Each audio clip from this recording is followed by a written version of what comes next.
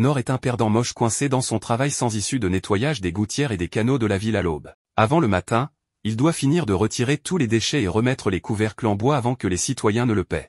Après son travail du matin, il se dirige vers le chantier de construction en dehors de la ville, où il porte des sacs et effectue des travaux manuels toute la journée. Quand l'après-midi arrive, Nord entend quelqu'un crier à l'aide dans le donjon voisin. Il court rapidement pour aider et voit un groupe de chevaliers protégeant une fille attachée contre un énorme monstre vache. Il y a 15 ans, au nord-ouest du royaume de Clay, Nord est encore un garçon normal faisant des corvées à la maison. Il entretient le feu, fait bouillir de l'eau chaude et prépare du thé chaud pour sa mère malade. Ensuite, il doit aller au champ et s'occuper de leur troupeau de chèvres. Il promet à sa mère de ne pas aller au-delà du rocher qui borde leur terrain, et aussi de ramener un lapin sauvage pour le dîner. Avant de partir, sa mère essuie la suie sur le visage de Nord et s'excuse de lui être un fardeau. Tout ce qu'elle souhaite, c'est que Nord vive la vie qu'il veut. Plus tard cette nuit-là, Nord prépare leur soupe de lapin pour le dîner, mais quand il apporte un bol pour sa mère, elle est déjà décédée. Il enterre sa mère à côté de son père, et la vie de Nord vivant seul commence. Il fait de son mieux pour entretenir leur jardin, chasser du gibier sauvage dans la forêt et s'occuper de leurs chèvres et poules. De même, il garde leur maison propre et essaie même de lire les livres ennuyeux laissés dans la maison. Il ramasse aussi du bois de chauffage, pêche dans la rivière voisine, et garde les chèvres autour de la colline herbeuse. Il était tout seul dans sa maison sans personne pour partager ses repas. Un soir, Nord explore les étagères de leur maison quand il tombe accidentellement sur les fesses après avoir trouvé un livre. En ouvrant le livre, il est émerveillé de voir que c'était l'histoire que son père lui lisait quand il était encore vivant. Son père lui racontait des histoires d'un aventurier qui tuait un gigantesque dragon avec ses amis, apprenait des sorts et de la magie d'un vieux sorcier, enlevait une malédiction sur une forêt sombre, et obtenait même le remède qui guérit tout du roi des morts. Même contre n'importe quoi et quelle que soit la noirceur de leur situation, l'aventurier ne renonce jamais et combat le mal pour le bien de ses amis. Nord était si heureux d'écouter les paroles de son père. Et maintenant, il se souvient aussi du souhait de sa mère qu'il vive la vie qu'il veut. Le lendemain, il laisse beaucoup de nourriture pour leurs animaux, et Nord visite la tombe de ses parents. Il leur offre des fleurs et leur dit que pour la première fois de sa vie, il va quitter la forêt. Il deviendra un aventurier, comme ceux des histoires de son père. Il descend la colline, et Nord fixe les pierres marquant la fin de leur terrain. Il affermit sa détermination et franchit la barrière protégeant leur maison. Quand la nuit tombe, Nord a peur de tous les bruits venant de la forêt. Néanmoins, il persévère et quelques jours plus tard, il arrive enfin dans une ville. Après avoir demandé son chemin aux soldats gardant la porte, Nord fait ses premiers pas dans la civilisation. Ses yeux s'écarquillent en voyant tant de gens faire diverses choses. Il passe devant des vendeurs vendant des fruits et voit même un aventurier passer. Ses yeux sont remplis d'émerveillement et de bonheur alors qu'il se dirige vers sa destination, la guilde des aventuriers. Malheureusement, l'homme derrière le comptoir jette un coup d'œil à Nord et le chasse. La guilde n'est pas un endroit pour les enfants. Nord insiste sur le fait que les gardes lui ont déjà dit qu'il pouvait devenir un aventurier s'il postulait ici, mais l'homme lui fait simplement remarquer qu'il inquiétera ses parents. Nord explique que ses parents sont tous deux morts, ce qui attire finalement l'attention de l'homme. L'homme lui demande alors son nom et lui dit de se rendre d'abord à l'école de formation pour différents cours. Il explique à Nord que les personnes souhaitant s'inscrire à la guilde des aventuriers de la capitale royale doivent suivre des cours à l'école de formation royale. Là, ils recevront une formation en fonction de leur classe de métier. Si Nord veut vraiment devenir un aventurier, il doit d'abord acquérir des compétences. Cela peut être dans l'art de l'épée ou dans l'école de magie. Nord sourit à l'explication et est rempli de détermination.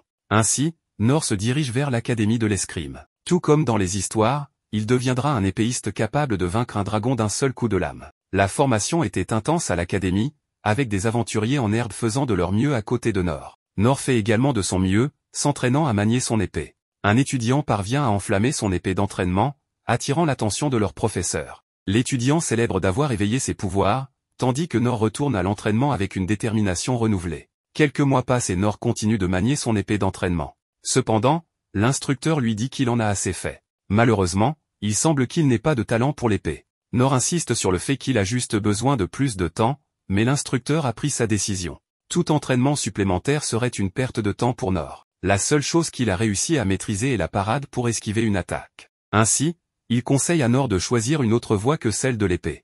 Après tout, il y a d'autres écoles de formation aussi. Ainsi, Nord se dirige vers l'école de formation pour guerrier et tank. Il veut maintenant devenir le bouclier qui protège ses camarades aventuriers. À l'intérieur de l'école, il entraîne son corps en tirant des poids et en développant ses muscles. Quelques mois plus tard, l'instructeur informe Nord qu'il a une très bonne détermination, mais tout ce qu'il a réussi à obtenir est un bon corps. L'art du guerrier n'est pas fait pour Nord. S'il se force à continuer, il pourrait perdre la vie pendant l'entraînement. Nord change encore d'école et se dirige maintenant vers l'école des chasseurs. Malheureusement, l'instructeur là-bas découvre aussi qu'il ne peut manier aucune arme délicate. Cela continue dans d'autres écoles également. À l'école des voleurs, le maître voleur l'informe qu'il ne peut pas désamorcer les pièges et qu'il n'a pas non plus la capacité de ressentir la présence des autres. À l'école des magiciens, la seule magie qu'il peut produire est une petite flamme au bout de son doigt. À l'école des clercs, le prêtre lui explique tristement qu'il ne peut utiliser que des soins de bas niveau. Nord retourne tristement à la guilde des aventuriers, où l'homme là-bas est surpris d'apprendre que Nord n'a réussi à maîtriser aucune compétence décente.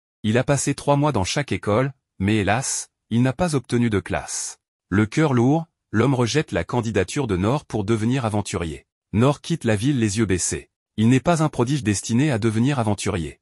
Nord retourne chez lui et se rend sur la tombe de ses parents, s'excusant auprès d'eux de les avoir déçus. Il admet qu'il ne possède aucun talent, mais refuse toujours d'abandonner et décide de s'entraîner encore plus dur à partir de maintenant. En sculptant du bois, il crée une épée en bois pour lui-même et, comme ses instructeurs d'escrime le lui ont conseillé, il décide de pratiquer la seule compétence qu'il possède encore et encore, espérant qu'elle lui permettra de maîtriser une nouvelle compétence. Ne disposant ni de sac de sable ni de mannequin d'entraînement, ce garçon malchanceux commence à pratiquer sa compétence de parade avec des cordes et des bâtons. Il s'entraîne matin et soir pendant une année entière et la maîtrise au point qu'il devient capable de parer 10 épées en une seule respiration. Même après un an, Nord n'a toujours pas débloqué de nouvelles compétences. Mais il garde de grands espoirs car il devient de plus en plus habile à parer et continue à s'entraîner cette unique compétence pendant les 3 années suivantes. Il a beaucoup grandi après ce saut dans le temps, et ses mannequins d'entraînement ont également changé. Ils ont pris la forme de beaucoup plus grandes épées maintenant et semblent plus organisés. Nord peut même parer 100 épées en une seule respiration maintenant, mais ce qui n'a pas changé, c'est son maigre ensemble de compétences. Il se rend compte que si cela continue ainsi, il ne pourra jamais devenir un aventurier. Mais le rêve de devenir le plus grand aventurier le maintient en vie. Comme il a entraîné la même compétence pendant plus de 4 ans, il a tellement de force innée qu'il peut même casser son épée simplement en la serrant avec ses mains nues. Il reprend espoir quand il remarque soudain qu'il peut guérir sa propre main pendant un moment, alors il continue à s'entraîner comme un champion pendant encore 10 ans. Après cette période, la compétence de parade de Nord devient si puissante qu'un seul coup de son épée peut faire trembler toute la forêt autour de lui. C'est grâce à son entraînement sans relâche pendant plus de 14 ans qu'il peut maintenant parer 1000 épées en bois à la fois. Mais il n'en est toujours pas satisfait parce que, malheureusement, il n'a pas réussi à débloquer de nouvelles compétences.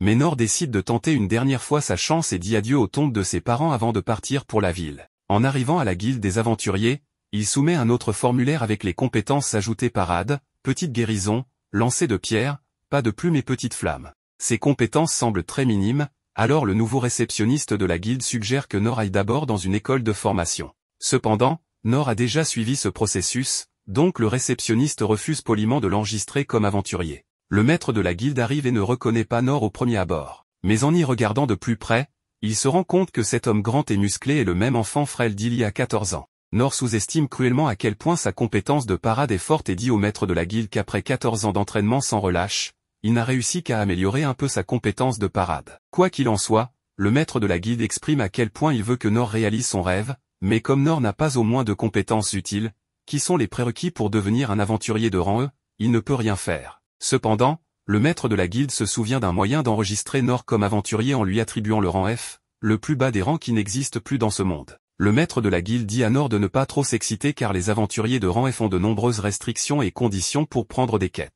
Par exemple, un aventurier de rang F est interdit de prendre des quêtes d'aventurier qui impliquent de tuer quoi que ce soit ou de sortir de la ville pour rassembler des objets. La seule chose permise est de faire des tâches diverses à l'intérieur de la ville. En gros, si Nord devient un aventurier de rang F, il sera un travailleur non officiel. Pourtant, il est d'accord avec cela, et il obtient donc sa licence d'aventurier du maître de la guilde. Ravi de cet accomplissement, Nord sort de la guilde des aventuriers et commence immédiatement à prendre des quêtes en ville. En utilisant sa compétence de renforcement physique, il peut soulever beaucoup plus que la personne moyenne et livre des objets lourds avec facilité. En utilisant sa compétence de pas de plume, il attrape un chat perdu sans révéler sa présence et le ramène à son propriétaire. Le chat lui griffe le visage, alors il utilise sa compétence de petite guérison et guérit immédiatement ses blessures. Le soir, Nord continue à entraîner sa compétence de parade encore plus, et la nuit, il prépare de délicieux repas en utilisant sa compétence de petite flamme pour les personnes âgées dans le besoin.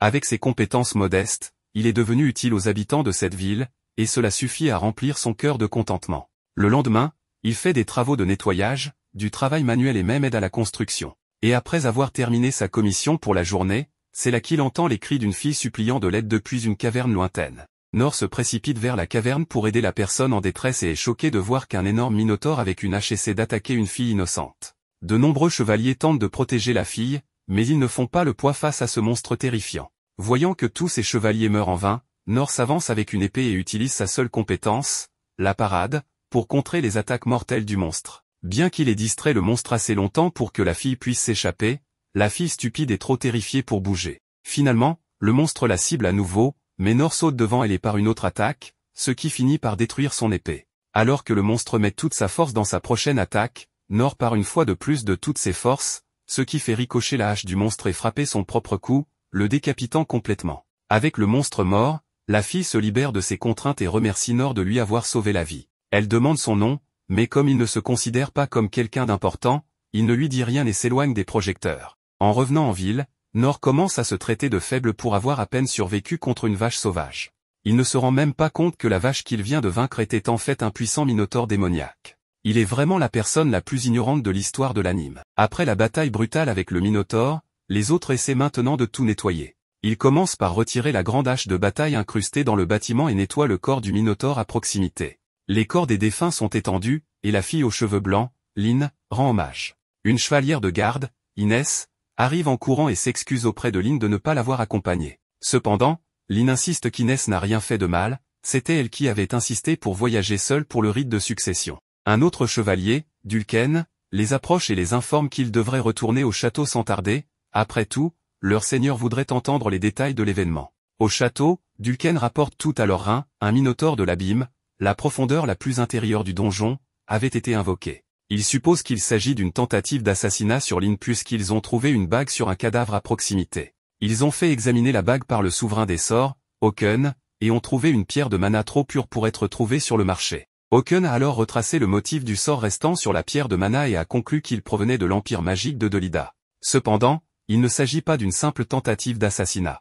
Ils ont également retenu la princesse et n'ont même pas caché les preuves, ce qui doit signifier que Dolida voulait déclencher une guerre. Leur rein suppose qu'ils doivent viser le donjon des perdus et les trésors qu'il contient. Quant au sauveur de Lynn, ils n'ont aucune information sur lui. Il a simplement tué le minotaure avec une épée simple puis a disparu comme un fantôme. Même leur groupe d'espions, la compagnie de l'ombre, n'a pas pu le suivre. Leur rein se demande qui pourrait bien être ce héros. Pendant ce temps, à la guilde, le maître de guilde est agréablement surpris de voir Nor. Nor se demande pourquoi, alors le maître de guilde explique comment un monstre est apparu à l'entrée du donjon et a causé beaucoup de chaos. Comme Nor travaillait sur le chantier de construction à proximité, le maître de guilde était inquiet quand Nor n'est pas venu après le travail. Nor admet qu'il est simplement rentré chez lui hier, car des gens suspects tentaient de le suivre. Quant à son apparence débraillée actuelle, il revient aussi de nettoyer les gouttières. Le maître de guilde est juste content que Nor n'ait pas croisé le monstre. Ils ont entendu dire que même des aventuriers de classe mourraient probablement contre lui. Nor est étonné d'apprendre que de tels monstres puissants existent dans ce monde. Il n'avait aucune idée qu'il parlait en fait du Minotaure,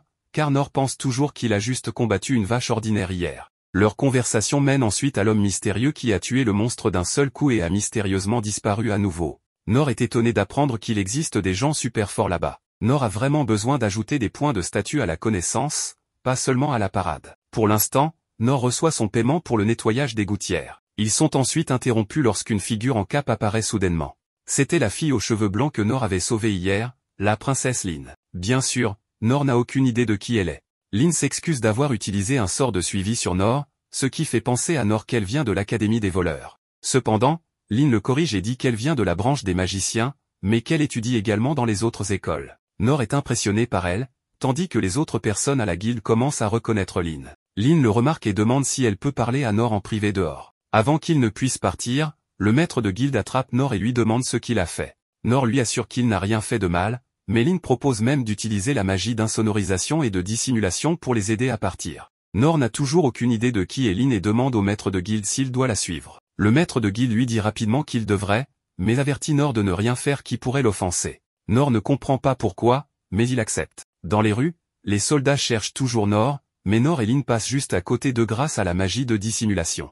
Lorsqu'ils atteignent un endroit isolé, Lynn dissipe la magie et s'excuse à nouveau auprès de Nor. Elle voulait simplement lui montrer correctement sa gratitude pour lui avoir sauvé la vie. Non seulement il a sauvé sa vie, mais aussi celle de nombreux citoyens de leur royaume. Nor insiste qu'elle aurait probablement été bien sans lui, puisqu'elle possède de nombreuses compétences impressionnantes, mais Lynn soutient que sans lui, elle ne sait pas ce qui lui serait arrivé. Pour mettre fin à leur argument, Nor accepte finalement sa gratitude. Cependant, Lin veut maintenant montrer sa gratitude envers Nor. Elle lui offre toutes ses ressources et celles de sa famille pour l'aider. Nor refuse rapidement et lui dit que ses mots de gratitude suffisent. Cela surprend Lin, et elle insiste pour que son père veuille également remercier Nor en personne. Cependant, Nor décline toujours tout ce que Lin offre, que ce soit des terres ou une solution à n'importe quel problème de Nor. Nor est si doué pour esquiver qu'il esquive même tout ce qu'elle propose.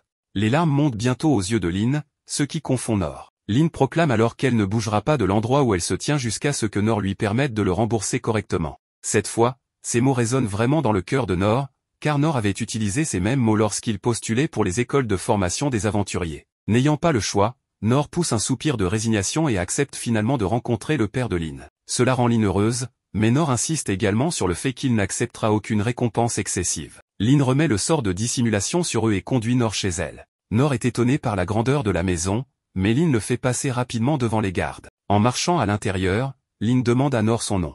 Nor se présente et demande à Lin son nom en retour. Lin réalise qu'elle ne s'est toujours pas présentée, alors elle s'arrête et donne formellement son nom. En marchant dans le gigantesque couloir, Nor se demande comment cette jolie petite fille possède une si grande maison. Il continue de regarder autour et en conclut que Lin est une noble riche, ce qui explique pourquoi le maître de guilde lui a conseillé d'être poli avec elle. La chevalière royale Inès arrive alors et Lin court vers elle avec excitation, lui demandant si elle sait où est son père. Selon Inès, le père de Lin, le roi, se trouve dans la salle d'audience en train de parler au frère de Lin pour le moment. Inès devient méfiante envers cet homme d'âge moyen, au look peu attrayant, et demande à Lin si elle est prise en otage par lui. Lin explique à Inès que Nor est l'homme mystérieux qui l'a sauvé de l'attaque du Minotaure hier. Comprenant que Nor est ici pour recevoir sa récompense, Inès propose de montrer à tous les deux le chemin vers les appartements du roi. Nor, de son côté, qui n'a aucune idée de la position d'Inès, suppose qu'elle est la servante de Lin, pensant qu'elle s'occupe du linge et des tâches ménagères ici. Il se demande pourquoi elle porte une tenue aussi lourde. Les trois continuent de marcher ensemble quand, soudain, Nor remarque qu'un homme roux est assis près d'une fenêtre. L'homme roux, nommé Gilbert, utilise un sort et attaque même Nor, lui demandant comment un perdant aussi moche que lui a obtenu la permission d'entrer ici. Avant que les choses n'escaladent, Inès clarifie à Gilbert que Nor est l'invité de Dame Lin, ce qui fait réaliser à Gilbert que Nor est l'homme mystérieux qui a terrassé le Minotaure hier. Inès chuchote à Gilbert de se joindre à eux, car elle se méfie de Nor et de ce qu'il pourrait faire s'il est seul avec leur précieuse princesse. Gilbert se joint donc également au groupe d'escorte et ils se dirigent tous ensemble vers la salle du trône. Pendant ce temps, le roi Clay apprend par le frère de Lin que l'empire de Delida est derrière l'attaque contre Lin.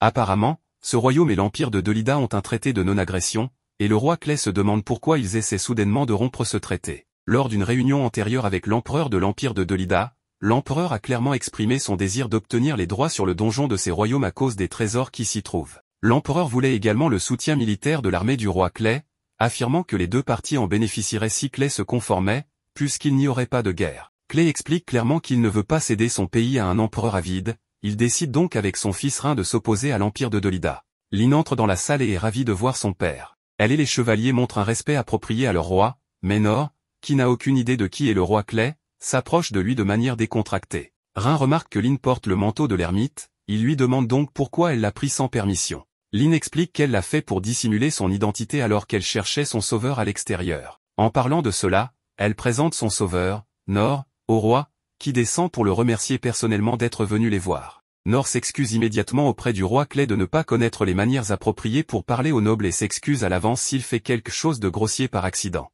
Son ton décontracté en parlant au roi de ce royaume fait rire Clay. En tout cas, le roi remercie encore une fois Nor d'avoir sauvé la vie de sa fille unique, ce qui rend Nor heureux car il peut maintenant partir et rentrer chez lui pour prendre une douche bien méritée, comme il peut sentir la puanteur de la gouttière émanant de son corps. Le roi ne pouvant pas laisser le héros qui a sauvé la vie de sa fille repartir les mains vides, dit donc à Nor d'avancer et lui demande toute récompense qui lui vient à l'esprit. Mais comme il l'a dit précédemment, Nor n'a aucun désir de richesse, de terre ou de pouvoir, car il est satisfait de tout ce qu'il a. Néanmoins, le roi persiste et il tente de le séduire en lui disant que ce royaume abrite le plus ancien donjon du monde et lui offre généreusement la moitié des trésors du donjon. Mais Nor rejette une fois de plus en déclarant qu'il n'a vraiment besoin d'aucune grande récompense et promet à Clay que ses paroles de gratitude sont suffisantes. Malgré tout, le roi ne veut pas que Nor parte les mains vides, alors il l'intéresse avec sa propre épée longue sombre personnelle. Maintenant, ce n'est rien de plus qu'une décoration, car Clay s'est retiré des batailles de première ligne, mais il croit toujours que c'est le meilleur que ce royaume a à offrir. Nor saisit l'épée et ressent immédiatement la pression qui en émane. Son intérêt est piqué par la beauté de cette épée, et puisqu'il vient d'entendre de Clay que cette épée n'est rien de plus qu'une décoration, il pense qu'elle peut ne pas avoir d'importance. Il accepte donc de la prendre et décide également de l'essayer. Il utilise d'abord sa compétence d'amélioration physique pour lui permettre de tenir facilement l'épée, puis utilise sa compétence de parade, créant ainsi une onde de choc lourde qui donne à tous ceux présents une idée de la puissance de Nor. Le roi est assez surpris et impressionné de voir que Nor peut manier une épée aussi lourde avec une seule main, et il demande à Nor d'entraîner sa fille pour devenir digne de défendre par elle-même. Nor croit fermement qu'il n'a pas de compétences qui soient bonnes pour former une autre personne, et il mentionne également que ce devrait être la décision de Lin si elle veut se former, pas de Clay. Le roi est d'accord et rit, et pour l'instant, il laisse Nor partir en le remerciant encore une fois d'avoir sauvé Lin. En marchant hors du château, Nor se demande comment il va utiliser cette épée. L'odeur de la gouttière qui émane de lui rappelle la taille de la gouttière, alors il décide de l'utiliser pour enlever les déchets des égouts. Je parie que le roi et ses chevaliers royaux vont tomber en pâmoison s'ils trouvent cet idiot stupide à nettoyer les gouttières avec l'arme de grade légendaire la plus précieuse du roi. Inès aborde Nor, car elle veut avoir une conversation personnelle avec lui et s'agenouille en s'excusant de ne pas l'avoir traité comme un héros aurait dû être traité plus tôt. Apparemment, il est du devoir d'Inès de protéger la famille royale de tout mal, et c'est pourquoi elle se méfiait de Nor plus tôt. Nor réalise enfin qu'Inès n'est pas une servante et devient encore plus déconcertée d'apprendre qu'elle est la vice-capitaine du corps des guerriers. Selon Inès, elle est connue sous le nom de bouclier divin depuis son enfance et a reçu le devoir de protéger Dame Lin, et depuis que Nor a rempli le devoir d'Inès en son absence, Inès lui doit la vie et promet de devenir quelqu'un sur qui il peut compter pour ses besoins. Toutefois, elle lui rappelle à l'ordre en lui expliquant qu'il passera un sale moment la prochaine fois qu'il parlera aussi familièrement au roi. Inès part et Gilbert s'approche de Nor ensuite, le défie à un duel car il veut voir de quoi ce type est capable. Je pense qu'à ce stade, Nor ne pourra jamais rentrer chez lui. Nor le suit, mais il est épuisé par toute cette course et veut juste rentrer chez lui. Il demande donc à Gilbert ce qu'ils sont censés faire. À ce moment-là, Nor réalise qu'ils sont arrivés dans la salle d'entraînement du château, et Gilbert lui dit qu'il souhaite avoir un combat d'entraînement. Nor n'a pas eu l'occasion de s'entraîner avec quelqu'un d'autre depuis ses jours dans les écoles d'entraînement, donc il est en fait assez enthousiaste à ce sujet. Gilbert se dirige vers le rack d'armes et dit à Nor qu'il est assez connu dans la capitale royale, donc il veut voir ce que le héros qui a sauvé Lin est capable de faire en combat. Nor est heureux d'accepter, car il voit cela comme une excellente occasion d'améliorer ses compétences. Il ne pense pas personnellement qu'il sera capable de battre Gilbert, mais c'est une bonne opportunité quand même, donc Nor veut en profiter au maximum. Une petite foule s'est rassemblée autour d'eux, et ils se sentent désolés pour l'âme perdue qui a choisi de se mesurer au capitaine Gilbert. Mais dès que le combat commence, Gilbert fait le premier mouvement, et cette âme perdue l'esquive facilement. Gilbert continue d'attaquer et, bien que Nor esquive ses attaques, il remarque que les mouvements de Gilbert sont incroyablement précis. Il peut seulement imaginer la quantité d'entraînement que Gilbert a dû faire pour atteindre ce niveau. Une chose qu'il ne comprend pas est pourquoi les attaques de Gilbert sont si lentes. Nor n'a jamais pratiqué avec une autre personne auparavant, donc il suppose que Gilbert doit se mouvoir lentement intentionnellement, puisque Nor est un aventurier novice. Nor demande un temps mort et dit à Gilbert qu'il n'a pas besoin d'être si indulgent avec lui. Bien que Gilbert ait effectivement retenu un peu sa force, il accepte de passer à la vitesse supérieure. Il charge alors Nor avec toute sa force, et ses attaques sont maintenant beaucoup plus rapides. Mais Nor trouve toujours étrange que Gilbert se laisse si largement ouvert à une contre-attaque. Nor pense qu'il est impossible que Gilbert puisse être aussi vulnérable contre lui, donc il suppose que Gilbert doit l'attirer dans un piège. Pendant ce temps, Gilbert ne comprend pas pourquoi il ne parvient pas à toucher Nor avec sa lance.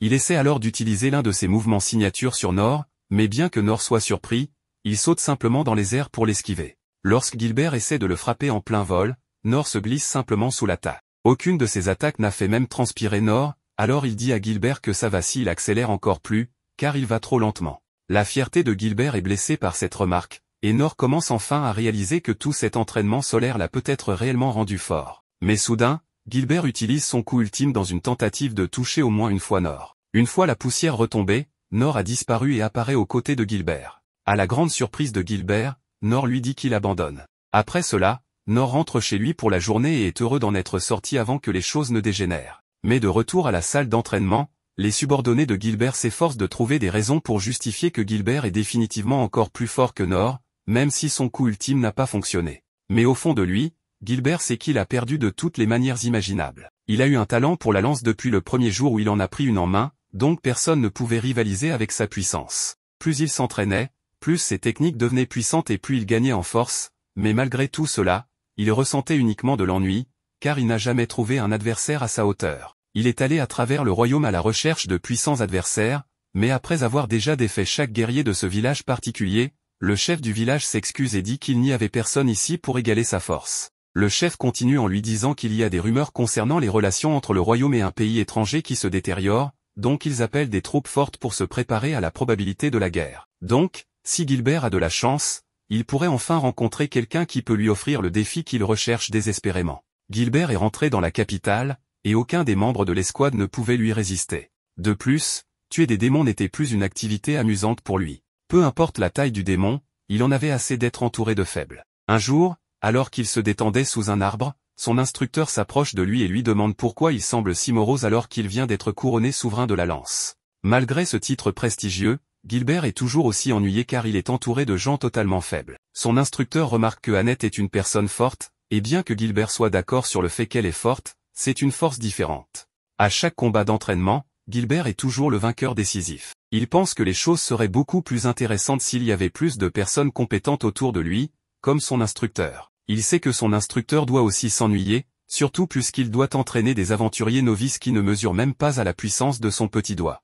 L'instructeur admet que c'est un peu ennuyeux, mais il est chargé de défendre le royaume, et peu importe à quel point il est fort, il ne peut pas gagner une guerre tout seul. De plus, il est sûr qu'un jour un aventurier apparaîtra qui surpassera sa force. Lorsque Gilbert a entendu parler d'un homme qui a réussi à vaincre un minotaure tout seul, il a voulu le rencontrer personnellement. Mais Nor semble être un mystère total. Il n'a montré aucun intérêt pour les cadeaux les plus luxueux que le roi avait à offrir, et il était si décontracté avec le roi que Gilbert a dû le respecter pour cela. Pendant le combat, Gilbert n'a pas pu sentir la puissance nécessaire pour vaincre un minotaure, mais cela ne change pas le fait que Nor a réussi à esquiver tous ses mouvements. Même quand il a utilisé son attaque de lance supersonique, cela n'a eu aucun effet sur Nor, alors que cela aurait signifié une sentence de mort assurée pour toute autre personne. De plus, Nor a abandonné le match de manière inattendue. Gilbert suppose que Nor l'a fait par courtoisie, puisqu'il ne voulait pas l'embarrasser devant ses subordonnés. En voyant Nor partir, Gilbert remarque des fissures dans le sol et ne comprend pas comment elles sont apparues ni ce que Nor a fait pour les provoquer. Mais ce qu'il sait, c'est que Nor a réussi à esquiver son attaque ultime alors qu'il était à pleine puissance. Il a enfin trouvé un adversaire véritablement digne qu'il cherchait. En rentrant chez lui, Nor pense à quel point il était naïf de penser qu'il était fort. Lorsque Gilbert a utilisé son attaque ultime, même après que Nor ait utilisé ses capacités d'amélioration physique et de pas de plume, il a à peine réussi à éviter le coup. Gilbert devait probablement retenir juste assez pour prouver un point, car il est impensable qu'il utilise un coup létal dans un combat d'entraînement. Nor est reconnaissant envers Gilbert pour lui rappeler qu'il est encore faible, donc il va s'entraîner encore plus dur à partir de maintenant. Le lendemain matin, Nor est occupé avec son travail habituel de nettoyage de gouttières, utilisant l'épée légendaire pour le faire. Il est choqué par l'efficacité de l'épée, car les gouttières n'ont jamais été aussi propres. Et grâce à la durabilité de l'épée, elle n'a même pas été légèrement rayée après tout ce que Nor a fait avec. Cependant, une fois qu'il a terminé le nettoyage des gouttières, il n'a rien à faire, car son travail de construction a été mis en attente en raison de l'incident dans le donjon. Comme il n'est autorisé qu'à accepter des missions de rang F, s'il n'y a plus de travail dans la capitale royale, il pourrait avoir des jours entiers sans rien faire. Nor ne veut pas que cela arrive,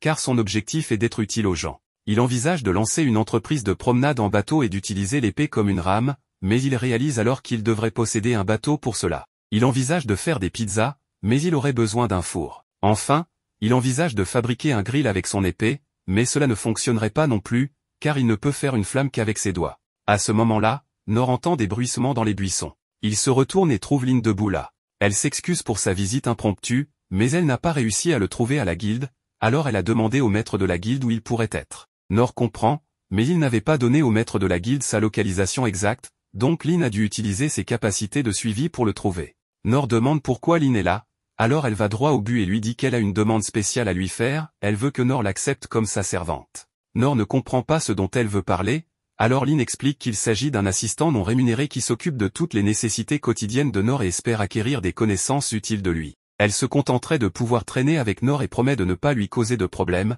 mais Nor refuse toujours. Elle demande si elle a fait quelque chose pour l'offenser ou si elle pense qu'il est peu fiable, mais Nor lui dit que ce n'est pas le cas. Elle essaie de le rassurer en disant qu'elle peut être utile, car elle a obtenu les meilleures notes dans les 6 écoles de formation, mais sa compétence n'est pas le problème ici. Il n'a tout simplement rien à lui enseigner et n'a pas besoin de son aide pour son travail, car il est parfaitement capable de le faire tout seul. Lynn essaie d'offrir à Nor un énorme salaire s'il accepte d'être son instructeur, mais il ne se soucie toujours pas de l'argent. Lynn propose alors de le laisser utiliser ses services pour ce qu'il veut, mais Nor la refuse à nouveau. Il n'a vraiment rien à faire à Lynn, mais elle reste insistante et veut lui prouver qu'elle peut être utile. Elle sort alors sa baguette et dit qu'elle va démontrer sa compétence. Elle lance un sort de glace pour tirer plusieurs pics de glace sur elle-même, mais avant d'être touchée, elle utilise un sort de feu pour les détruire. Elle dit à Nor que c'est le niveau le plus élevé de magie qu'elle peut utiliser et, en plus de cela, elle a également appris la compétence secrète de la classe voleur appelée sabre brumeux. Elle l'a apprise directement du maître Karou et elle est suffisamment puissante pour abattre un arbre d'un seul coup. Ensuite, elle veut montrer à Nor ses compétences en épée, alors elle envoie une entaille divine directement vers Nor, mais il esquive sans effort. Les dégâts causés à l'arbre prouvent la puissance du coup, et il inflige même des dégâts supplémentaires contre les monstres morts-vivants. Elle est sur le point de lui montrer d'autres compétences, mais Nor lui dit qu'il a vu assez. Lin pense que cela signifie qu'il est prêt à l'accepter comme sa servante, mais Nor refuse encore sa demande. Nor réalise que Lin doit penser qu'il est quelqu'un qui vaut la peine d'être étudié, mais après avoir vu tout ce dont elle est capable, Nor se sent honnêtement inférieur à elle. Il essaie de lui dire encore une fois qu'il n'a rien à lui enseigner, mais Lin interprète cela comme s'il pensait qu'elle est trop faible pour devenir son élève. Elle affirme que son pouvoir a été reconnu par tous les 6 souverains et assure qu'elle peut être utile à Nor d'une manière ou d'une autre si elle le rejoint. Le point de Nor n'est toujours pas compris, alors il dit à Lin qu'elle possède de nombreuses compétences impressionnantes, alors elle lui montre la limite actuelle de ses compétences. Lin est laissée sans voix et laisse Nor tranquille pour aujourd'hui. Mais en rentrant chez elle, elle se souvient de l'histoire d'un garçon sans talent qui a traversé toutes les 6 écoles de formation. Les gens pensaient souvent que ce n'était rien de plus qu'une légende fabriquée, puisque la plupart des adultes s'effondreraient sous la pression du programme de formation rigoureux dans une école, sans parler de compléter les cours dans les 6 écoles. Lin avait aussi pensé que c'était une histoire fausse, mais elle a réellement rencontré cette personne lorsqu'elle l'a sauvée d'une mort certaine. Oken lui avait montré quelque chose d'intéressant à propos du sort de base flamme minuscule. Bien que la flamme créée soit généralement aussi petite qu'un point, avec suffisamment de pratique, on peut faire grandir légèrement la flamme. Cela n'avait aucune utilité pratique pour lui, mais il était en vie depuis 200 ans à ce moment-là, donc pratiquer la flamme minuscule était devenu un passe-temps pour lui. Lin avait fait plusieurs tentatives pour agrandir sa flamme minuscule, mais peu importe ce qu'elle faisait, elle ne grandissait pas du tout. C'est quelque chose qui nécessite une dévotion inflexible sur une longue période, ce qui explique pourquoi elle a été si choquée lorsque Nor a réussi à créer une flamme minuscule massive,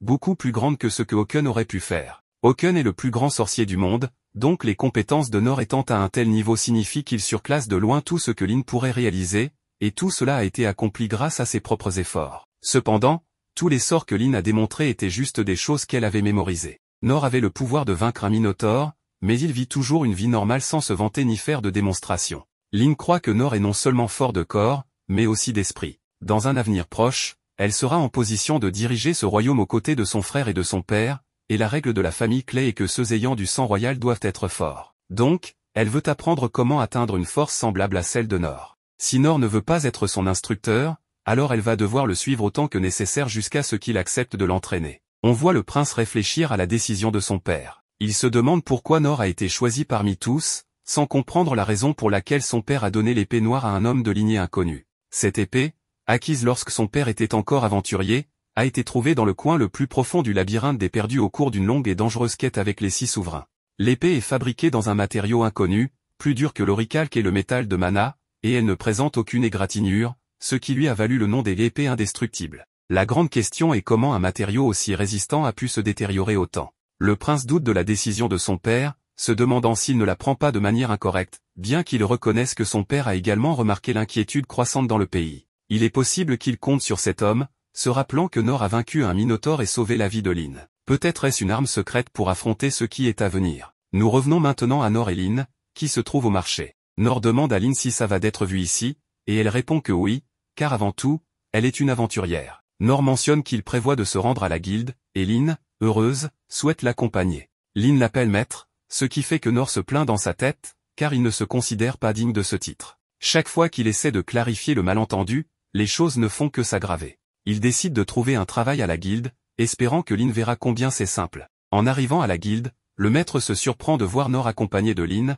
pensant qu'il a eu des problèmes. Nor ne sait pas comment expliquer la situation, mais le maître se souvient qu'une des règles est de ne pas s'immiscer dans les affaires des autres, donc il s'excuse pour son avis. Changeant de sujet, Nor mentionne qu'il veut un travail que 2 personnes peuvent faire. Après un moment de recherche, le maître considère que Lin, avec son rang B-argent, et Nor, avec son rang inférieur, peuvent s'occuper d'une mission de chasse aux gobelins aux abords de la capitale. Nor, enthousiasmé, sait que les gobelins sont un standard pour les aventuriers qui souhaitent tester leurs compétences.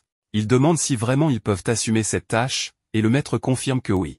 Lin peut accepter des missions de rang argent seul, mais amener un compagnon de rang inférieur est une responsabilité. Nor se rend compte qu'il profite du rang de Lin et lui demande si elle est d'accord. Lin répond affirmativement, disant qu'elle est heureuse d'aider et que si elle peut faire quelque chose de plus pour lui, il n'a qu'à demander. Nor la remercie, prend son épée et se prépare à partir, excité parce que l'un de ses rêves se réalise. En sortant, le maître crie à Nor de patienter, car il ne lui a pas donné les détails sur l'endroit où ils doivent aller. Ils retournent à la guilde et le maître leur montre la zone où ils doivent se rendre, la forêt des bêtes. La preuve pour la mission est de ramener l'oreille droite d'un gobelin, et ils ne peuvent pas obtenir de compensation sans elle. Il mentionne également que des rapports récents indiquent une diminution du nombre de gobelins, donc, s'ils n'en trouvent aucun, ils peuvent ramasser des herbes médicinales ou quelque chose de similaire et les ramener. Après cela, Nor et Lin se dirigent vers l'entrée pour sortir enfin et se rendre à la forêt des bêtes. Une fois arrivés, Nor observe la nature environnante et remarque que les arbres sont différents de ceux du bois du sud. Lin lui explique que l'écologie est différente.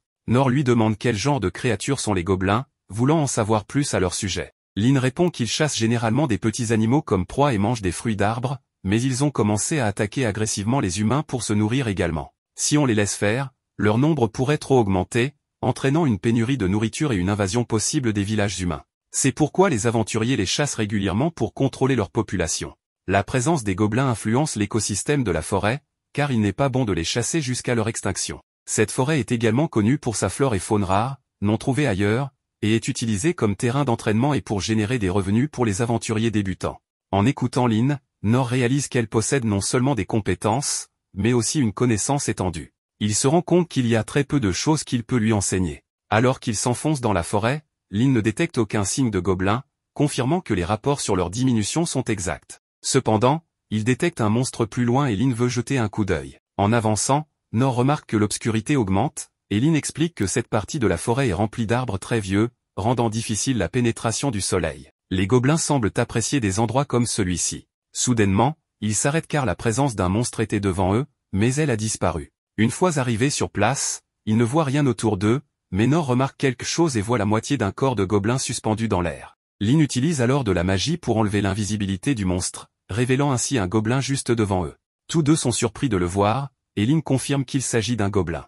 Nor ne s'attendait pas à ce qu'il soit aussi grand que cela.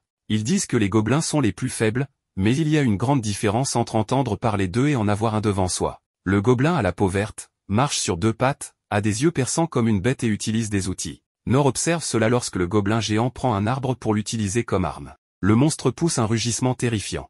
Nor pense que tous les aventuriers traitent avec des monstres comme cela sans problème, mais en voyant Lin, il remarque qu'elle est effrayée, ce qui est compréhensible car bien qu'elle soit bénie avec des compétences, elle a encore très peu d'expérience en combat réel. Il lui dit de ne pas avoir peur car ils n'ont qu'un gobelin à affronter, et qu'ils réussiront à le vaincre ensemble. Cela redonne du courage à Lin, qui se montre déterminée à se battre à ses côtés. En voyant le monstre, Lin comprend immédiatement qu'il s'agit de l'empereur gobelin, une sous-espèce du roi gobelin, considéré comme une menace extrême. L'empereur gobelin est un monstre créé à partir de manipulations génétiques humaines dans des recherches détournées qui ont révélé ce savoir interdit. Il est désormais également interdit, et de plus, il mange les membres de sa propre espèce. Le gobelin ingère ce pouvoir et devient plus fort. En voyant la réaction de Nor, qui veut se battre contre ce monstre, Lin pense qu'il est venu ici parce qu'il savait déjà cela. Elle croit que la raison pour laquelle il a pris ce travail avec autant d'enthousiasme était pour éliminer cette menace que personne ne connaissait. Bien qu'elle soit convaincue de cela, ce n'est pas le cas des deux aventuriers qui ont mal compris la situation.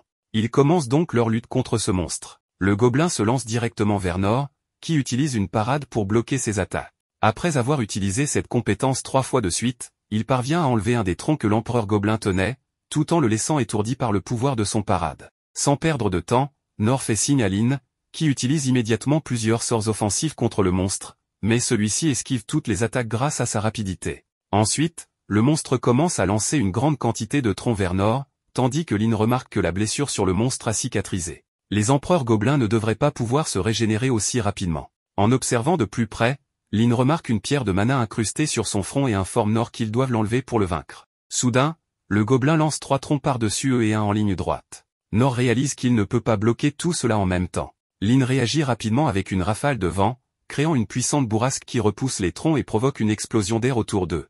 Après cette attaque, Lin constate que l'empereur gobelin régénère constamment son pouvoir avec la pierre de mana.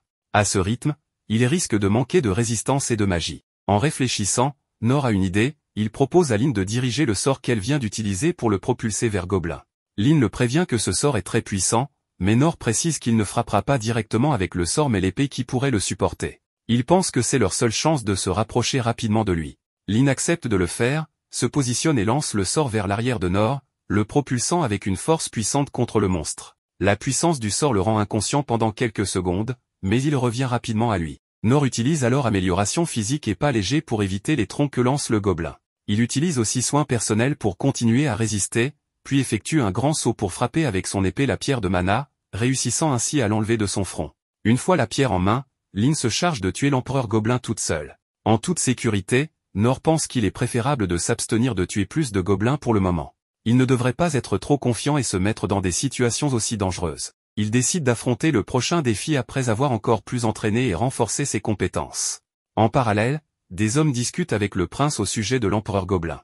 Ils sont stupéfaits de la puissance de la pierre de mana pure, et des rapports indiquant que l'empereur gobelin était plusieurs fois plus grand qu'un roi gobelin. Le prince a exprimé son avis, trouvant que quelque chose de ce genre est anormal, suggérant que l'empire magique pourrait être responsable de l'incident. Il lui explique que cette pierre de mana pourrait être le cœur d'un démon de la théocratie sainte de Mitre. Quant à Lin, elle n'a que des blessures mineures. Le monstre s'était caché derrière un puissant seau et les a attaqués en embuscade dans le bois des bêtes. Lin pense qu'il y est resté quelques jours, voire plus.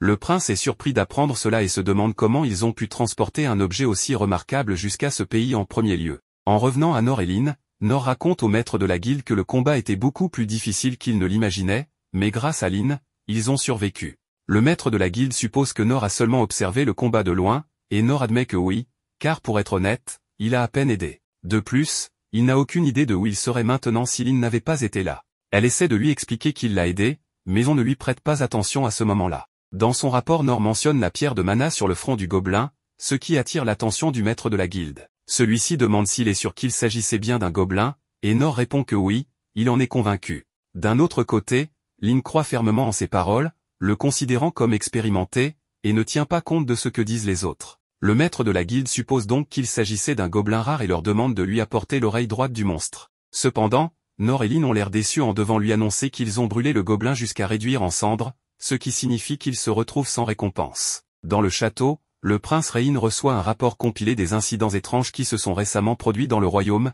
et il est choqué de réaliser que beaucoup de ces rapports sont similaires à l'incident qui a eu lieu dans la forêt des bêtes, ce qui signifie que l'ennemi a déjà infiltré le royaume à un haut degré. Il ordonne au service secret de rassembler tous les membres disponibles avec des compétences de recherche et de se rendre dans la forêt pour voir s'ils peuvent débusquer des intrus. Il souhaite également que les 6 maîtres soient appelés pour aider, car cela pourrait être une urgence sérieuse. Les services secrets partent pour exécuter ces ordres et Rein n'en revient pas de ne pas avoir réalisé cela plus tôt. Il n'a aucune idée de ce que l'Empire magique pourrait planifier, mais il est dégoûté qu'il soit prêt à mettre en danger la vie de tous les citoyens innocents simplement parce qu'ils veulent récupérer les droits sur le donjon. Pendant ce temps, Nor et Lin sont en train de manger un morceau, et heureusement, le maître de guilde a été assez aimable pour donner à Nor la récompense malgré l'absence de preuves. Il sait que Nor et Lin ne mentiraient pas à ce sujet et qu'un seul gobelin ne vaut pas grand-chose de toute façon, donc il n'a vu aucun mal à le faire. Nor est heureux d'avoir réussi sa première chasse avec Lin, mais il commence à se demander combien de temps elle a l'intention de rester.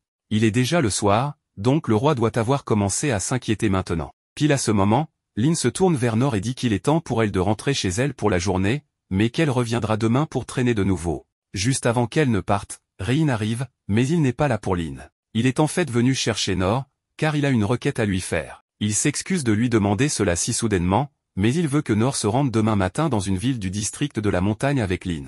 Il dit qu'il fournira une calèche ainsi qu'une escorte pour le voyage et, bien sûr, Nor sera bien rémunéré pour le dérangement. Nor semble d'accord, donc il accepte la demande de Rein, même s'il n'a pas reçu beaucoup de détails sur la mission. Mais la raison pour laquelle Nor a accepté en premier lieu n'a rien à voir avec la mission, il n'a jamais eu l'occasion de monter dans une calèche auparavant, donc il voulait voir ce que cela faisait. Alors que la calèche traverse le paysage, Nor est émerveillé par toute la belle scène, car les seuls endroits qu'il a jamais vus sont sa maison et la capitale. Cependant, Lin ne semble pas autant apprécier le trajet que lui. Il lui demande si elle n'aime pas le paysage, mais Lin reconnaît que c'est plutôt beau, elle se sent juste mal que Nor ait été chargé d'une requête de la part de son frère. Nor lui dit qu'elle n'a pas besoin de s'inquiéter, car il est bien payé pour cela et il lui doit toujours une faveur pour l'avoir aidé lors de la chasse aux gobelins de toute façon. Avant leur départ, Rein leur a expliqué l'itinéraire de leur calèche, en disant qu'ils se dirigeraient d'abord vers le district montagneux de Tolos et, une fois là-bas, ils attendraient un peu avant de continuer. Si rien d'étrange ne se produit pendant qu'ils sont là, alors ils avanceront et traverseront la montagne en direction de la théocratie sainte de Mitra. Nor a demandé s'il était vraiment correct qu'il soit payé pour cela s'il n'avait rien à faire, et Rein a dit que c'était bien, mais que Nor ne ferait rien seulement dans le meilleur des cas, où rien ne se passerait mal. Lynn espère vraiment que tout se passera bien, mais même si les choses tournent mal, elle est là en tant que secours. Elle ne veut pas mentionner cela, mais Rein lui a donné un ordre secret avant leur départ. Il lui a dit que dans un avenir proche, une crise sans précédent frapperait la capitale royale et qu'il ne pourrait pas faire grand-chose pour l'empêcher. Il a donc dit à Lynn que si elle recevait des nouvelles de la destruction de la capitale royale, elle devait fuir à Mitra avec Nor et Lynn. Il n'a pas informé Lynn de ce plan, car il savait qu'elle voudrait sûrement rester et se battre pour la capitale, et il ne peut pas la laisser se mettre en danger. Elle pense que ce n'est pas une bonne idée de quitter la capitale en tant qu'escorte de Lynn et Nor alors qu'ils sont à la veille d'une crise, mais Rein insiste sur le fait que son travail est d'une importance capitale. Elle est la seule à qui il peut confier la sécurité de Lynn, donc il a besoin qu'elle veille à ce que Lynn reste en sécurité, quoi qu'il arrive. Revenons au présent, Nor et les autres font actuellement une pause près d'une rivière. Inès prend un moment pour s'excuser auprès de Nor de l'avoir mêlée à tous ses ennuis. Nor ne comprend pas ce qu'elle veut dire, car il s'agit censément d'un voyage ordinaire. Plus important encore, il remarque qu'Inès semble contrariée par quelque chose, alors il lui demande si quelque chose la dérange. Elle répond qu'elle est un peu inquiète en ce moment, surtout avec ses responsabilités d'escorte actuelles, ce qui signifie qu'elle doit également protéger Nor. Nor lui dit qu'elle n'a pas à s'inquiéter pour lui, car il est parfaitement capable de se défendre et, si les choses deviennent vraiment mauvaises, il fuirait si nécessaire. Inès lui dit qu'il ne devrait pas faire ça, car si les choses tournent mal, elle pourra les protéger, lui et Lynn, avec son bouclier. Nor est surpris qu'Inès ait un bouclier avec elle, car elle ne semble pas avoir d'équipement sur elle. Alors, Inès lui propose de lui montrer son bouclier et utilise sa compétence pour générer un bouclier de lumière verte devant elle. Nor est encore plus impressionné qu'avant, et Inès lui dit qu'il peut se réfugier derrière lui s'il se retrouve en grand danger. Selon ce qu'il a entendu de Lynn, Gilbert est censément assez fort pour abattre un dragon à lui seul, et Inès est presque égale à lui en termes de force. Pendant ce temps, Nor pense qu'il est comparativement faible puisqu'il peut à peine gérer un gobelin. Il dit à Inès qu'il pense qu'elle est incroyablement talentueuse, mais elle n'appellerait pas cela du talent. Elle explique qu'elle avait réalisé qu'elle avait un pouvoir spécial en elle lorsqu'elle était enfant à l'orphelinat, mais elle ne savait toujours pas ce que c'était. Un de ses amis a vu la lumière émanant de sa main et a décidé de la toucher, mais cela a conduit à une blessure pour l'ami d'Inès.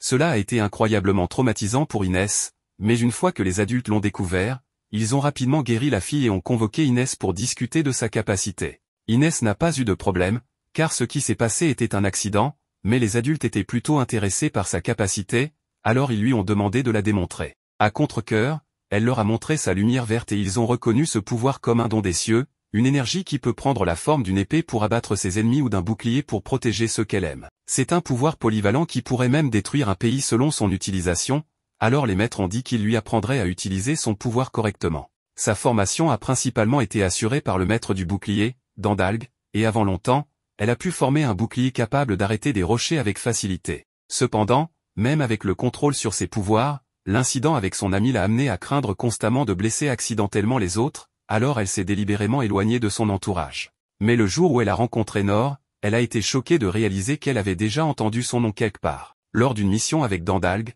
il venait de sauver Inès d'une mante géante, mais il restait encore plus de monstres à venir et les soldats qui les accompagnaient commençaient à montrer des signes de fatigue. Dandalg avait alors mentionné qu'il souhaitait que quelqu'un comme Nor soit encore là.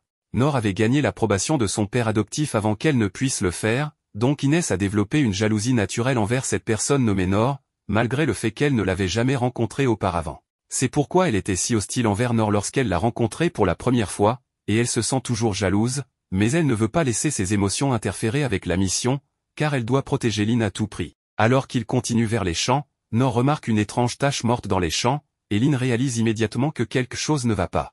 Elle lance un sort de dévoilement et dissipe la magie de dissimulation pour révéler un dragon géant et venimeuse.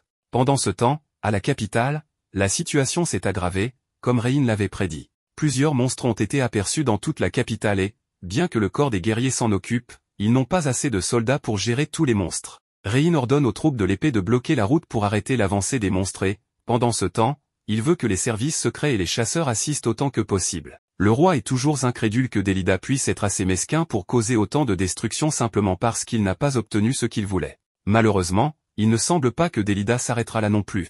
Le roi demande alors où se trouvent les 6 maîtres. Rein lui répond que tous les 6 ont été envoyés à divers endroits en raison de l'apparition de monstres exceptionnellement puissants, ce qui les occupe pour le moment. Avec leurs forces ainsi dispersées, leur chance de victoire diminue de minute en minute, mais au moins Rein a réussi à mettre Lynn en sécurité à temps. Pendant ce temps, Lin et les autres, après que Lin a lancé le sort de dévoilement, voient un petit garçon à côté du monstre se faire attaquer. Inès voit le monstre et le reconnaît comme étant un dragon noir de la mort. Mais en voyant le monstre attaquer le petit garçon, Nor ne pose aucune question et se précipite pour le défendre. Alors que le monstre s'apprêtait à écraser le garçon, Nor apparaît devant lui et par l'attaque. Pendant ce temps, Inès demande à Lin si elle a remarqué que le garçon est apparu en même temps que le monstre, ce qui signifie qu'il était également dissimulé par le sort. Cela ne peut signifier qu'une chose, le garçon doit être un démon. Lin se souvient d'une discussion avec Rein à propos des démons. En résumé, les démons sont presque identiques aux humains, mais ils ont la capacité spéciale de former des liens mentaux avec les monstres à volonté. Ils sont donc considérés comme plus proches des monstres que des humains et sont vus comme des abominations par la plupart des gens.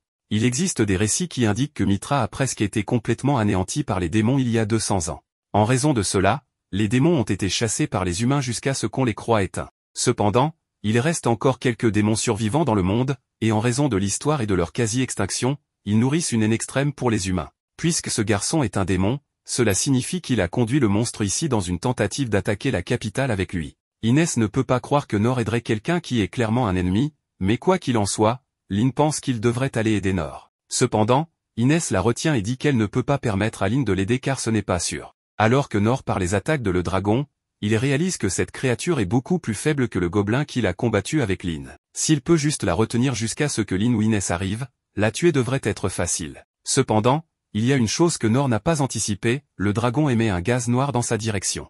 Normalement, Nor sauterait pour se sauver, mais s'il faisait cela, le garçon serait blessé, alors il décide de parer le gaz à la place. Malheureusement, cela conduit Nor à être empoisonné et les effets sont catastrophiques pour sa santé. Du sang commence à s'écouler de sa bouche et de ses yeux alors que le poison commence à faire effet, et d'après les dégâts déjà causés, Nor sait que c'est un poison mortel. Il s'effondre au sol alors qu'il perd ses forces et le dragon s'apprête à cracher encore plus de poison. Lin veut se précipiter pour le sauver, mais Inès l'arrête, avertissant que le prochain nuage de poison sera bien plus grand et qu'elle ne ferait que se mettre en danger. C'est le devoir d'Inès de protéger Lin à tout prix, alors si elle peut au moins s'assurer que Lin survit, le royaume pourra être reconstruit dans le pire des cas. De plus, un souffle du dragon noir de la mort est une condamnation à mort assurée, donc même s'ils avaient le plus grand guérisseur du monde à portée de main, ils ne pourraient toujours pas sauver Nor. Alors que le monstre crache une autre vague de poison, Inès utilise son bouclier pour le bloquer, mais une partie du poison parvient à passer, donc Lin commence à utiliser un sort de purification pour essayer de le repousser, mais ce n'est pas suffisant. Tout en luttant pour repousser le poison, Inès s'excuse auprès de Nor de l'abandonner à la mort, ce qui va à l'encontre de ses principes de laisser quelqu'un sur le point de mourir devant elle, mais elle n'avait pas le choix. Cependant, à sa surprise, elle voit Nor continuer à combattre le dragon malgré le sang qui s'écoule de sa bouche et de ses yeux. Elle comprend enfin pourquoi Dandalg pensait si hautement de Nor, et c'était à cause de sa volonté indomptable de protéger les autres, quoi qu'il en coûte. Mais même si Nor veut continuer, le poison finira par lui prendre la vie. Peu après, Nor s'effondre à nouveau au sol et il voit qu'il saigne beaucoup, mais pour une raison quelconque, il dit que c'est bon et il semble avoir un plan pour vaincre le dragon malgré tout. Dans un changement de scène, on nous raconte l'histoire de Rollo, le garçon démoniaque qui contrôle le dragon venimeux. Dans son passé, il passait tous les jours en prison, confiné avec d'autres comme lui. Ils sont appelés des enfants maudits parce qu'à la naissance, ils possèdent le pouvoir de contrôler les bêtes magiques. Il a entendu dire que, il y a très longtemps, c'était une capacité utilisée uniquement pour contrôler le bétail, mais ensuite quelqu'un a commencé à l'utiliser pour contrôler des monstres pendant la guerre, ce qui a causé la mort de beaucoup de gens. Ainsi, ils ont commencé à être détestés. Un jour, quand il posa une question, ils le frappèrent jusqu'à ce qu'il soit presque méconnaissable et ne lui donnèrent que de l'eau sans nourriture pendant 3 jours entiers. Peut-être à cause de ce pouvoir maudit, il pouvait lire dans l'esprit de n'importe qui se trouvant devant lui. Quand ils découvrirent qu'il en était capable, il devint encore plus violent qu'avant. Mais, malgré toutes les horreurs qu'il subissait, il ne se vengeait jamais, et n'y pensait même pas. Bien qu'il détestât être méprisé, maltraité et frappé, il n'a jamais envisagé de blesser qui que ce soit. Finalement, la personne qui le maltraitait lui proposa un marché, emmener un monstre dans une ville, lui assurant que cela le rendrait utile aux autres. De plus, il lui promit qu'il ne serait plus battu et qu'il aurait toute la nourriture qu'il voudrait. Ce même avantage serait accordé aux autres comme lui. Rollo ne pouvait pas lire dans l'esprit de cet homme car il possédait un artefact qui l'en empêchait, mais il décida de lui faire confiance car il savait qu'il tenait toujours ses promesses. C'est ainsi qu'il est arrivé là où sont Nor et les filles. Lorsque Rollo perdit le contrôle du monstre, il prit la décision de laisser cette créature lui ôter la vie, pensant que ce serait le mieux. Mais avant cela, il fut sauvé par Nor. Rollo ne comprend pas pourquoi il le protège alors que le poison les envahit. Rollo est protégé par la faible guérison de Nor, bien que ce dernier finisse par s'effondrer sous l'excès de poison qui envahit son corps. À partir de là, on nous raconte d'autres choses intéressantes sur Nor. Tout a commencé après son retour des écoles d'entraînement de la capitale royale. Pendant le dîner, il s'avère qu'il a récolté des herbes pour les manger, mais l'une d'elles était hautement vénéneuse. Il utilisa alors la faible guérison et le lendemain, se traîna jusqu'à une source d'eau pour s'asperger. Ensuite, il consulta un livre que sa mère lui avait indiqué, se rendant compte que ce qu'il avait mangé ne devait absolument pas être consommé. Bien qu'il fût encore très affaibli par le poison, il continua à s'entraîner en utilisant la faible guérison sur lui-même plusieurs fois de plus. Le lendemain, il fut surpris de se sentir déjà mieux. Mais plus tard, il fut piqué par un serpent, également très vénéneux. À sa grande surprise, les symptômes du poison disparurent très rapidement. Depuis lors, il développa un goût pour les choses vénéneuses, bien qu'il s'évanouisse parfois. À la fin, il n'acquit aucune capacité spéciale, mais il mangeait des choses vénéneuses au point de vomir un peu de sang.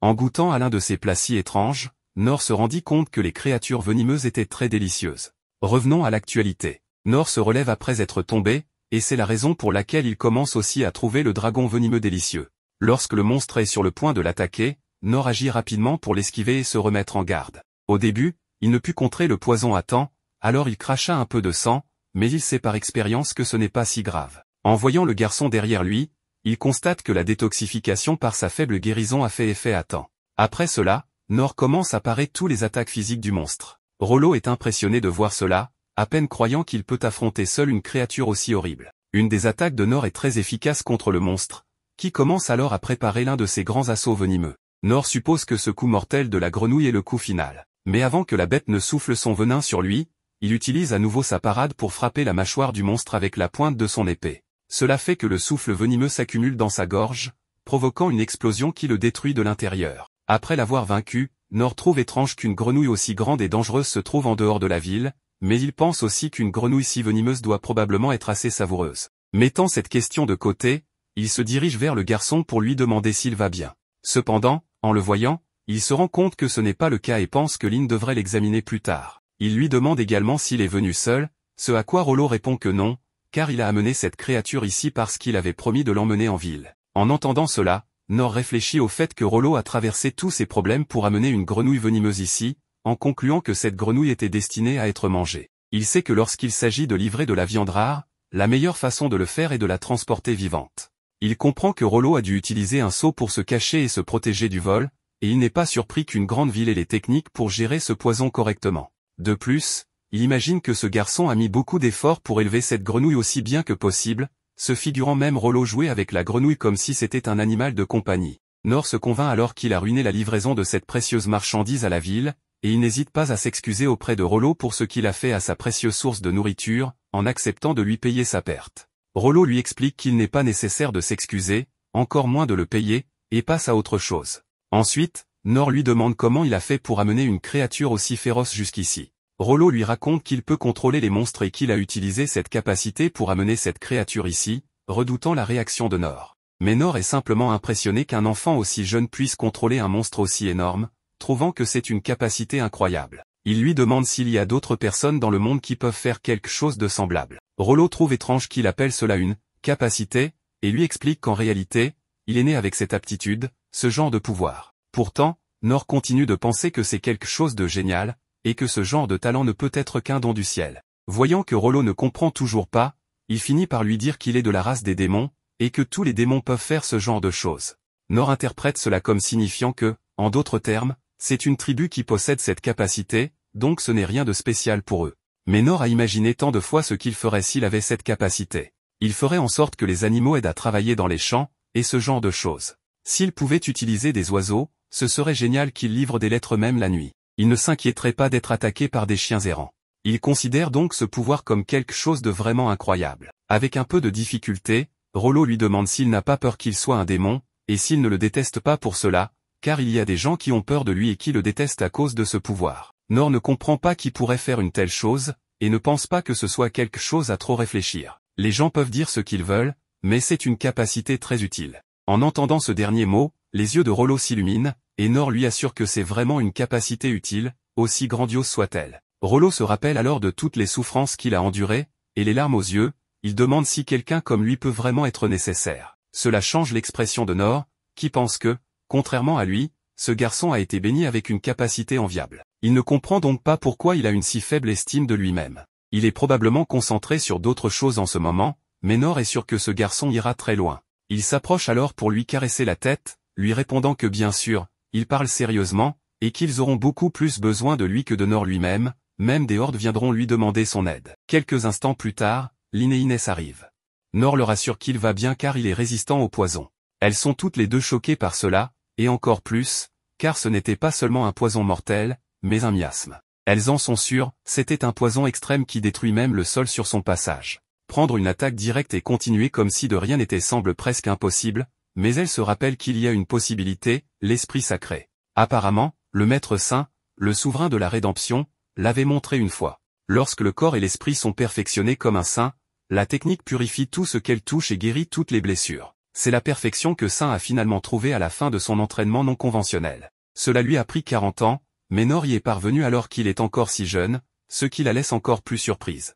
C'est alors que Nor lui demande de s'occuper de ce garçon en premier. Bien qu'elle n'ait pas une bonne opinion de cela, Lynn identifie sa peau pâle, ses cheveux argentés mêlés de bleu, et ses yeux sombres qui semblent vous attirer dans leur profondeur. Après l'avoir examiné, elle lui demande directement s'il est un enfant démon, ce à quoi Nor répond que oui. L'un lui demande alors ce qu'il compte faire à ce sujet, et Nor répond innocemment qu'il aimerait l'emmener dans le chariot si c'était possible. Cela inquiète l'un, consciente que les démons sont une race dangereuse et que de nombreux pays recommandent de les tuer pour cette raison. Elle lui demande encore une fois s'il est vraiment d'accord avec cela, car cet enfant est un démon. Nor l'interrompt en mentionnant que c'est dommage que le blé ait été gâché, mais que cet enfant n'a pas pu terminer son travail avec la grenouille venimeuse à cause de lui, ce qui les prend de court. Inès lui demande même s'il fait référence à ce dragon noir de la mort en parlant de la grenouille venimeuse. En revanche, Lynn demande à Rollo s'il apportait vraiment ce monstre terrifiant à la ville, devenant encore plus convaincu du danger qu'il représente, même si ce n'est qu'un enfant. Nor demande à Rollo à qui il a fait cette promesse, mais il répond qu'il ne le sait pas, car on ne lui a pas dit. Inès lui dit que cacher la vérité ne servira à rien, et que cela aiderait beaucoup s'il disait la vérité. Rollo leur répète qu'il ne le sait vraiment pas, et qu'il a été élevé ainsi. Inès commence à analyser son comportement effrayé et le regard dans ses yeux, voyant clairement que cet enfant a été un esclave. Apparemment, l'esclavage est interdit dans le royaume de Clay, mais ce n'est pas le cas dans d'autres pays. Il est probable qu'il soit un enfant soldat dont le statut a été exploité. Elle lui demande alors s'il a un foyer où retourner, et Rollo explique qu'on lui a bandé les yeux pendant une partie du trajet jusqu'ici, donc il ne sait pas où se trouve la ville où il était. Nor commente qu'il aimerait emmener Rollo à la ville la plus proche, ce qui surprend Lynn. Cela la pousse à réfléchir à ce qu'elle regardait vraiment. Son père lui disait souvent de ne pas se laisser influencer par les rumeurs et de faire confiance à ses propres yeux. Cependant, elle n'avait vu qu'un enfant d'une race maléfique, effrayé, sans se rendre compte qu'il y avait un enfant sous-alimenté qui n'avait nulle part où aller. Se sentant très honteuse d'avoir été si bornée, Nor demande alors au garçon quel est son nom, et celui-ci se présente comme Rollo. Nor trouve que c'est un excellent nom, court et facile à retenir. Pendant ce temps, Lynn s'approche d'Inès pour lui demander une faveur, voulant obtenir la permission d'emmener cet enfant avec eux. Avant qu'Inès ne rejette sa proposition, Nor mentionne que si Rollo n'a pas de lieu où aller, il pourrait simplement les accompagner. Cependant, Inès lui explique que ce n'est pas le problème, car les démons ne peuvent pas entrer dans la sainte théocratie de Mitra, leur destination, ce qui rendrait difficile de l'emmener. De plus, même s'il le laissait en chemin, il serait compliqué pour cet enfant de survivre seul. Lynn comprend ce qu'Inès veut dire, car s'ils emmènent Rollo avec eux, ils pourraient être considérés comme des ennemis de Mitra et être attaqués. Malgré cela, elle veut toujours faire quelque chose pour lui. Cependant, un individu inconnu avec les yeux bandés apparaît soudainement à une courte distance d'eux. Il mentionne qu'il pensait que Rollo serait mort depuis longtemps et c'est tout. Ce nouvel arrivant a les cheveux blancs, les yeux bandés et ne porte pas de chemise. Nor, toujours aussi naïf, lui demande s'il est celui qui a commandé la livraison. Nor s'excuse pour avoir gâché leur livraison, mais l'intrus répète simplement qu'il est là pour autre chose, il est là pour Rollo et pointe son épée en forme de croix vers lui. Nor sourit et lui demande s'il est là pour récupérer Rollo. L'intrus, d'un air sinistre, se lèche les lèvres et admet qu'il fait quelque chose de ce genre. Tout à coup, l'intrus est instantanément derrière leur groupe et attaque Rollo. Seul Nor parvient à réagir en conséquence et parvient à parer l'attaque avec sa propre lame. Inès attrape rapidement Lynn et se retire tandis que Nor, confus, demande à l'intrus ce qu'il fait. Nor n'a toujours pas compris que cet intrus ressemblant à un gojo est clairement un assassin. L'assassin recule lorsque son attaque échoue et demande à Nor s'il ne peut pas simplement remettre le gamin. Nor lui demande s'il parle toujours de Rollo, mais l'intrus répond qu'il se moque du nom, il veut simplement le cadavre. Il se précipite de nouveau pour attaquer, forçant Nor à se mettre en défense. L'assassin tente alors de sauter au-dessus de la tête de Nor pour atteindre Rollo, mais Nord ajuste sa position et parvient à le repousser encore une fois, cette fois en détruisant l'épée en forme de croix de l'assassin au passage. Sur le côté, Lin ne peut que regarder la bataille, car les deux combattants sont trop rapides pour qu'elle puisse comprendre ce qui se passe. De plus, Inès la prévient de rester derrière elle, peu importe ce qui se passe. Pendant ce temps, l'assassin sort de nouveaux poignards de derrière son dos et se précipite de nouveau. Il essaie d'attaquer par le haut mais est continuellement bloqué par Nord. Il répète l'attaque plusieurs fois, forçant Nord à rester sur la défensive avec son épée. En réponse, Nord ne peut que repousser l'assassin avec le plat de sa lame. L'assassin reconnaît qu'il ne pourra peut-être pas tuer le gamin rapidement, il doit donc d'abord se débarrasser de Nord. Il saute autour et, dans un mouvement soudain, avance en un clin d'œil. Son poignard est déjà à quelques centimètres du visage de Nord. Nord parvient à parer de nouveau, mais la force de l'attaque le repousse. Cela crée également une onde de choc qui propulse Rollo au sol. Nord se stabilise et se demande comment des couteaux si petits peuvent avoir des attaques aussi puissantes. En fait, cet homme semble être encore plus fort que le taureau qu'il a combattu dans le passé. Pendant ce temps, l'assassin remarque que ses poignards sont encore une fois brisés. Néanmoins, il en sort de nouveau et attaque de nouveau. Cet assassin doit être un vendeur de couteaux à temps partiel ou quelque chose du genre. L'assassin essaie d'utiliser sa supériorité en agilité pour attaquer Nord sous des angles inhabituels. Nord parvient encore à bloquer ses attaques, mais il sait qu'il est dans une situation difficile. Il bloque seulement par instinct et il est lentement repoussé. L'assassin continue d'intensifier ses attaques, jusqu'à ce que des images miroirs apparaissent tout autour de Nord. Lin peut seulement observer de loin alors que les vents provoqués par les attaques puissantes la frappent. Inès invoque des barrières tout autour d'eux pour s'assurer qu'ils ne seront pas pris dans le feu croisé. Inès reconnaît finalement leur attaquant, il s'agit de Zadu le Mort, un ancien aventurier de rang S. Par le passé, Inès a découvert un cas étrange où la cible était déclarée morte mais l'enquête restait ouverte. Lorsqu'elle en parle aussi souverain,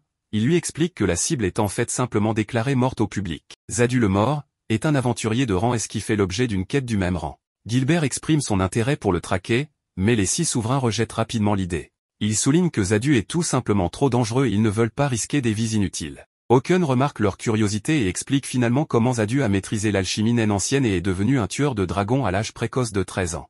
Il a ensuite continué à gagner des distinctions jusqu'à devenir célèbre dans tout le pays. Malheureusement, il n'était pas aussi bienveillant que le héros que les gens pensaient. Il a commencé à tuer des gens, et comme il avait beaucoup d'influence auprès des autres aventuriers, la guilde n'a pas su quoi faire avec lui. Zadu a continué à accepter des quêtes, même lorsqu'elles impliquaient de tuer des gens, et il en est venu à détruire une nation entière, tuant tout le monde dans le pays. Ce n'est que lorsqu'une prime a été mise sur lui que les aventuriers ont été attirés, et tous ont fini par mourir. Pour éviter plus de décès, la guilde l'a déclaré mort. Pendant ce temps, le combat entre Zadu et Nord continue. Cependant, la dernière arme de Zadu se brise à nouveau. Nord s'excuse pour la rupture de ses armes, mais Zadu est de plus en plus curieux. Ses armes sont fabriquées en orichalque et en défense de dragon, et il se demande quel genre d'arme Nord utilise.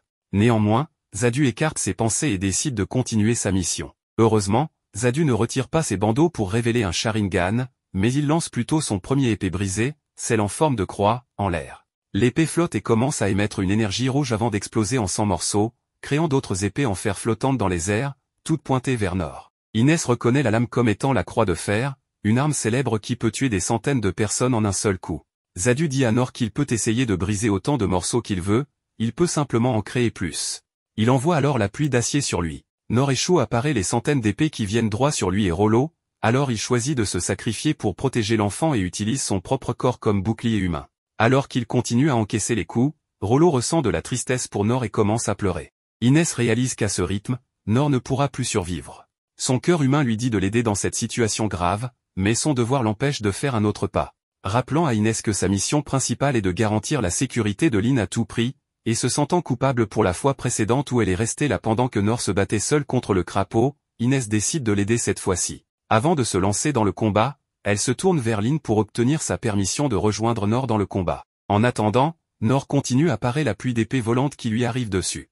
Inès, dont la bénédiction est le bouclier divin, l'utilise enfin pour quelque chose de concret et protège Nord des attaques qu'il ne peut pas dévier. Elle montre comment son bouclier divin peut être utilisé pour des mesures défensives et offensives. Elle commence également à lancer ses boucliers vers sur Zadu le Mort, mais aucun ne l'atteint car il est bien trop habile et agile pour elle. Zadu navigue à travers les attaques d'Inès et se rapproche d'eux. Inès réalise que si cela continue, ils vont perdre, donc elle dit à Nord qu'il est temps qu'il commence à agir comme une véritable équipe. Elle conçoit une stratégie de bataille simple avec lui demandant de prendre l'offensive pendant qu'elle s'occupe de les défendre contre les attaques entrantes. Nord regarde les épées volantes un moment et déclare qu'il a déjà affronté des oiseaux beaucoup plus rapides, impliquant ainsi qu'il a une certaine confiance face aux attaques de Zadu. Soudain, il remarque les griffes de dragon du crapaud mort éparpillées sur le sol et une idée lui vient. Il demande à Inès de retirer le bouclier sur son signal, prend les griffes et les lance vers les épées volantes. Lorsque les griffes et les épées se percutent en l'air, elles se neutralisent mutuellement. Utilisant ce plan simple de lancer de pierre, il continue à les lancer vers les épées volantes sans que Zadu ne s'en aperçoive. Zadu, réduisant la distance, tend une embuscade à Inès par derrière, mais juste à temps, Nor remarque et parie la dague de Zadu, sauvant Inès de devenir aveugle. Zadu ne comprend pas comment ce gars est capable de bloquer toutes ces attaques. Il lui demande comment il a pu briser la dague fabriquée avec l'un des matériaux les plus rares, l'adamantium. Nor reconnaît combien cette dague devait être coûteuse et s'excuse de l'avoir brisée, mais blâme Zadu pour avoir attaqué Inès par surprise. L'ego de Zadu commence à souffrir, n'ayant jamais pris autant de défaites dans sa vie. Désirant seulement réussir à porter un coup à Nor, il continue à frapper à gauche et à droite. Malheureusement pour lui, le résultat reste le même qu'auparavant. Zadu suspecte que la durabilité inhabituelle de Nor a quelque chose à voir avec son épée de nettoyage de gouttière à l'apparence étrange. Voyant qu'une autre de ses armes coûteuses a été brisée, il décide d'accepter sa défaite pour aujourd'hui et leur annonce qu'il va se rendre au grand festival qui se déroule dans la capitale royale. Les trois compagnons qui viennent de quitter la capitale royale ne comprennent pas vraiment ce que veut dire Zadu, mais ce dernier n'explique rien et se contente de dire à Nor qu'il n'a jamais rencontré quelqu'un d'aussi étrange que lui avant de partir. Zadu tente une dernière attaque bon marché contre Nor juste pour le plaisir, puis disparaît, espérant les revoir un jour. Nor décide de retourner également à la capitale pour assister au grand festival et demande à Rollo s'il veut les accompagner. Rollo, qui ignorait que la bande de Nor venait de la capitale, est complètement horrifié et tremble de peur. L'enfant explique qu'il n'y a aucun intérêt à retourner à la capitale, car elle sera envahie par quelque chose de bien plus terrifiant que le dragon de la mort noire. Lynn comprend enfin que la seule raison pour laquelle son frère a demandé à Inès de l'emmener à Mitra était pour qu'elle puisse rester en sécurité au cas où quelque chose arriverait à la capitale. Elle rappelle à Inès son devoir en tant que chevalier de protéger les gens et donne Rollo comme exemple vivant, révélant que le peuple de Rollo a été envahi de cette manière et que, par conséquent, la plupart d'entre eux sont maintenant esclaves des autres races. Lynn et Nor respectent la décision héroïque de Lynn et décident de retourner immédiatement à la capitale pour aider les gens. Rollo propose également de les accompagner, sachant que ce sont les démons qui sont responsables de l'invasion. Nor ne blâme pas du tout l'enfant et lui ébouriffe la tête, lui disant de ne pas se sentir responsable pour les autres. Nor détourne le regard avec un sourire douloureux, ce qui fait se demander à Lynn s'il se sent désolé pour l'enfant. Cependant, Nor est en réalité contrarié de ne pas avoir pu goûter au crapaud venimeux.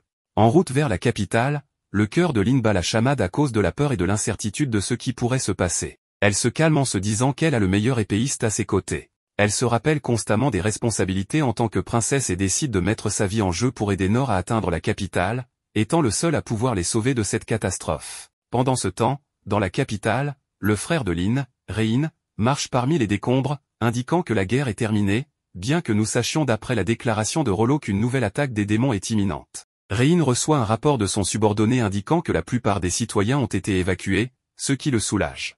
Il apprend également que les 6 souverains et la compagnie de l'ombre ont déjà repoussé l'embuscade de l'ennemi. Cependant, Rein soupçonne que quelque chose de plus important est sur le point de se produire et commence à se demander de quelle direction l'ennemi pourrait attaquer. Il réalise qu'il est fort probable que l'ennemi vienne du ciel et utilise son sort de révélation au-dessus de lui.